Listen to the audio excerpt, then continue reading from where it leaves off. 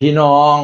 ก้องว่ายุโตเกียวมิวสิกก้องว่ายุแล้วโพดน้อยใจผู้ใดพี่น้องแล้วพลอยไปเห็นโพดแล้วเขียนว่าจังสี่ล่ะ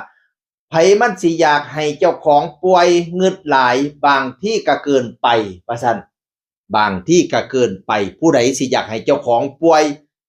เราไปน้อยใจให้ผู้ใดแล้วก็โพดจังสี่พี่น้องแต่คนเข้ามาเม้นให้กำลังใจเราเตะโคโพก ข่อยเลยไปเบิ่งโพสต์ย้อนหลังพี่น้องบาง3-4มื้อนี่เราสิเจ็บคอแล้วบ่มีเสียงดียามโพสต์อีหยังนี่เราถามหาเสียงตลอดเสียงไปได้น้อเสียงไปได้น้ออันตั้งแต่คลิปก่อนที่ซ้อมร้องเพลงพอเสียงก็หายพี่น้องถามหาเสียงเจ้าของเรื่อยขอให้ดีขึ้นเด้อกลับมาเด้อเสียงเอ้ยเอิ้นหาเสียงปั่นพระเอกใหญ่ไหมไทยหัวใจศิลป์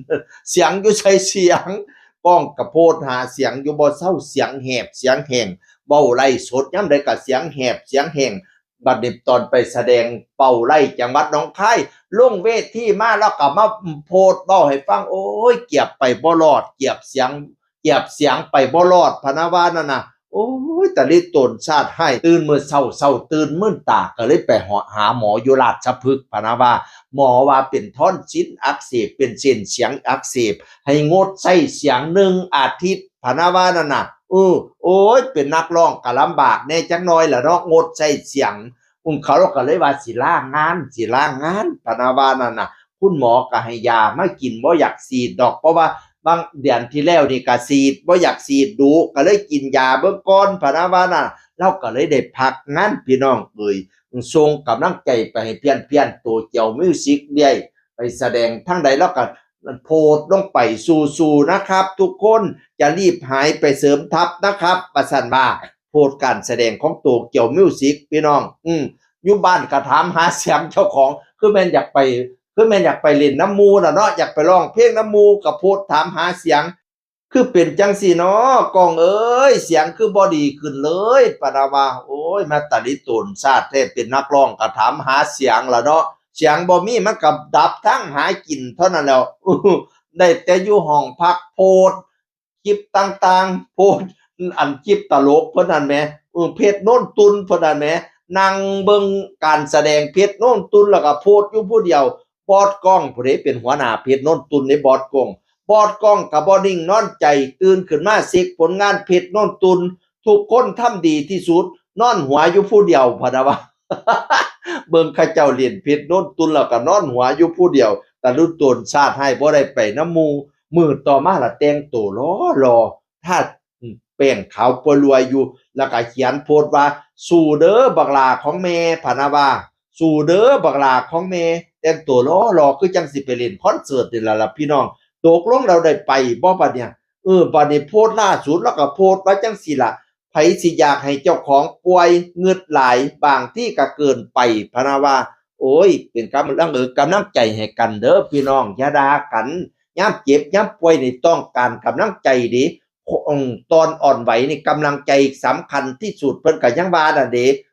ความอ่อนไหวกำลังใจสำคัญที่สุดยามเจ็บป่วยนี่จิตใจมันอ่อนไหวเดะต้องการกำลังใจเดะ บัดนี้ผู้ลางคนว่าโอ๊ยเป็นผู้ชายเว้านิดเว้าน้อยก็บ่ได้ผู้ชายมันก็ต้องการกำลังใจคือกันได้เห็นมาก็ได้เนาะเอ้ยเออฉะนั้นแล้วให้กำลังใจกันเซาไว้ๆเด้อบักหล่าคำแพงอีพ่อเอ้ยกินน้ำร้อนหลายๆบักหล่ากินน้ำผึ้งบักสมบักนาวเนี่ยหยอดใส่ปากโลด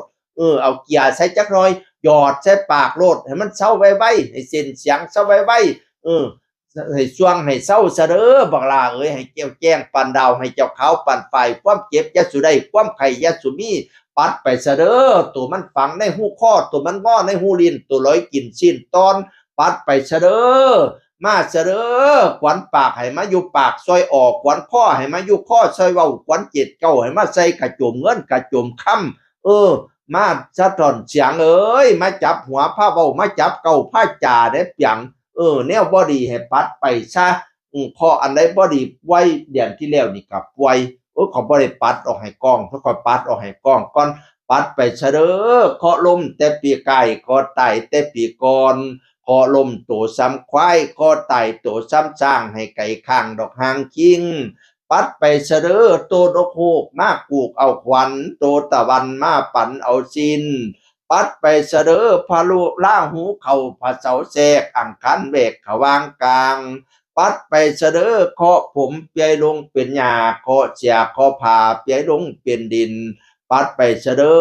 เนี่ยบอดีไปอยู่บ้านอยู่เมียงซุ่มเจ้าซะไปอยู่ป่าไม่เหลียงไปอยู่เมียงไม่อ่อนไปข้องกินอยู่หญ้าไปข้องถ่าอยู่ดิน10 ปีอย่ามาถามกินข้าว9 ปีอย่ามาถามนอนน้ำเท่าข้าวสารออกดอกเท่าข้าวตอกตรงปงใบปุ่นโตเจ้าจังกล่าวมาไปซะไปบ้านไปเมียงซุปเจ้าพูนอย่าสุมายากอย่ามาหยุ่งน้ำเพิ่นไหล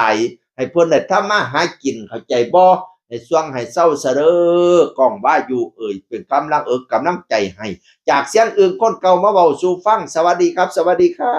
บ